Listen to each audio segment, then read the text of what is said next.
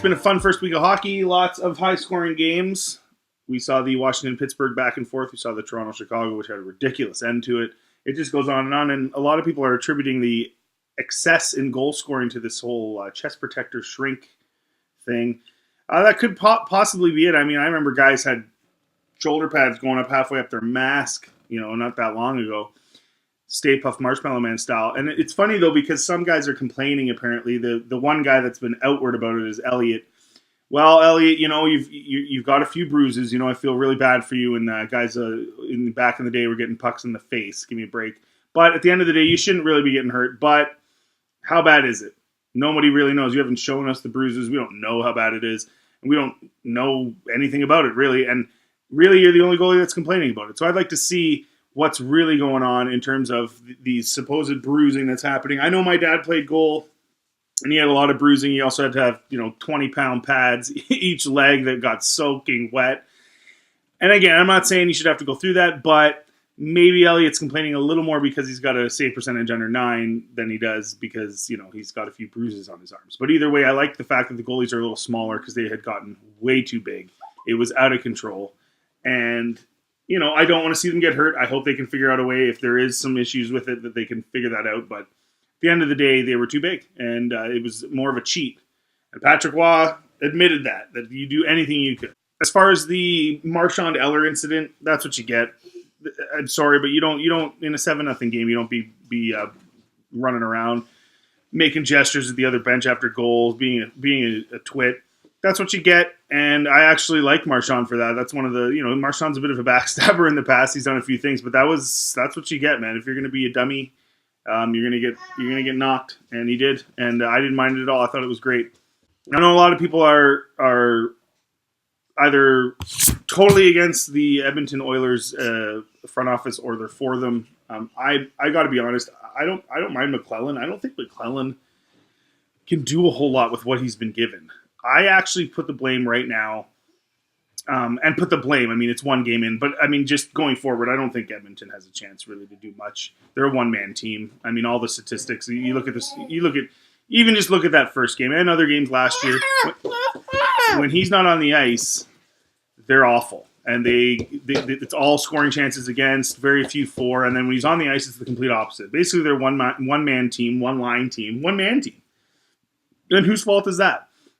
So Chia comes in and he gets the best player in the world by a fairly wide margin, and he surrounds him with nothing, and that's his fault. And the defense is bad. The goaltending is mediocre. He took a backup goaltender from New York who showed some promise and immediately handed him a 4-year contract for a lot of money, and was basically at that point committed. And their cap situation is bad. They haven't made the adjustments they need to make, and it's just a sort of a revolving door on the third and fourth lines of just the same style of player. They're not gaining anything. It's just sort of stagnant. I know they went on their little 2-round run and they lost to San Jose, and that was all well and good, but at the end of the day, they didn't do anything after that. They left the team alone. They didn't make the improvements they needed to make, and so they're not going anywhere. And it's really sad. But to me, you got to bring in a different manager. You got to gut the scouting staff completely. I hope Gretzky gets involved in this and fixes these problems, because it's sad, actually. And Chiarelli's done this before. He loves to trade away the star players as soon as they seem to have a bit of an attitude problem. Oh, Hall's not doing exactly what we want all the time, so we're going to get rid of him. Kessel, get rid of him. Thornton isn't always happy all the time, get rid of him. This is what he does, and there's times when teams need to, when guys are young guys or guys aren't necessarily the best character guys, quote, or whatever, you got to work with them, and you got to figure out a way to get the most out of them, and the good coaches do, and the good managers do, and they don't just give up on them. And if you look back, think about the situation you would have right now if Hall was playing on McDavid's wing. I mean, would the defense be any worse? Really? I mean, they'd still be bad anyway. What difference would it have made? So I understand he needed a defenseman, but again, how do you handle those situations? And he's just not a very good manager. You even look at the Stanley Cup victory he had in Boston. Yeah, okay, you had a good team, and he put together some of those pieces, but he also had the best statistical goaltending performance in the Stanley Cup final in history. I mean, if Boston scored a goal, they pretty much were guaranteed a win, right? I mean, Luongo had to get 2 shutouts just to get wins, any wins. And then you factor in the playoff performance overall by Thomas was phenomenal. It's one of the best of all time as well. So, and that's with the defense and stuff that they had. Thomas still had to stand on his head. So again, I'm not taking anything away from them. It was a good win, but how much of it was Chia? I don't know. Anyway, the bottom line is he has not done what needs to be done. And when he's interviewed, he sounds like a 12-year-old.